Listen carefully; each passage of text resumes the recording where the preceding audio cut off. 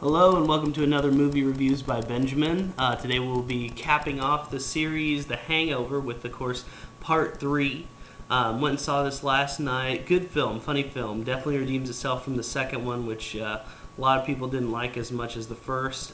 This one it is pretty funny at parts. Of course, Galifianakis is hilarious in pretty much anything that he does. This one doesn't quite reach the quite as funny as the first one, but definitely surpasses the second one.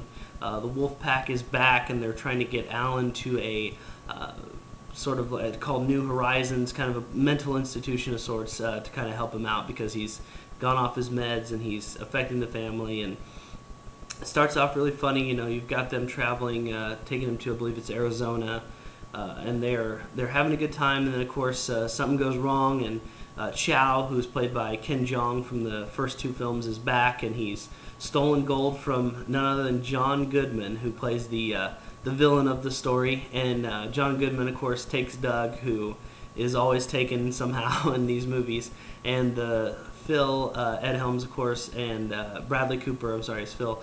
Ed Helms is Stu, and then Alan, as Zach Galifianakis, is going have to go find Chow and find the gold that Chow has stolen from John Goodman, and it's all tied in from the first movie and the second movie, and it's a good end to the trilogy for sure.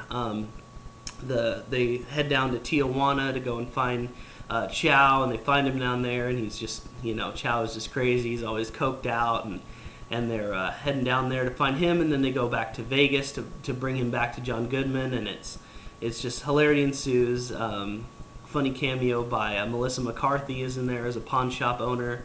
Her and Zach Galifianakis have a very odd, sort of strange relationship there. A lot of chemistry between them is really funny. This movie is pretty much same standard shot as the first two.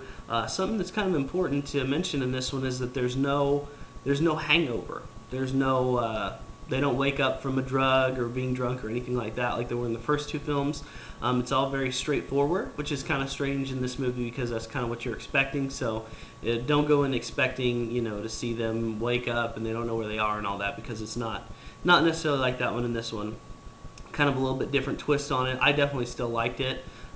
This movie, like I said, is so much better than the last one. The last one was very but the first one was really good. I'd probably have to say the first one is still the best of the series.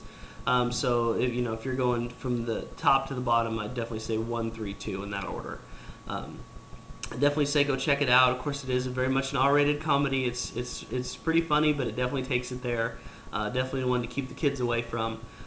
This one, if you can, go see it in a packed house. It's always more fun that way to see a comedy, with loud people laughing and acting crazy in the audience, because in a film like that, it's not like you're really trying to focus on the story. That's something else I was going to mention too, is that this is not a film where you have to think a lot. It's very, right out there. If you're looking for something that's just kind of to relax and laugh at during the summertime, this is definitely the one to go see. It just came out this weekend, so it should be out for quite some time. Definitely get a chance to go check it out. I'm going to give this one a 7 out of 10. It's definitely something you should check out. Like I said, not as good as the first, but you do want to make sure that you can kind of get a group of friends together. This is definitely one that you can want to go and then talk about all the funny parts after. So 7 out of 10 for Hangover 3. Next movie I will be reviewing is Fast and Furious 6. Of course, always over the top with those. We'll definitely be checking that out, hopefully by the end of the week. We'll get that review up, and then of course hit like, hit subscribe down there at the bottom. Don't forget to check out my page on Facebook, Movie Reviews by Benjamin, and until then, I will see you at the movies.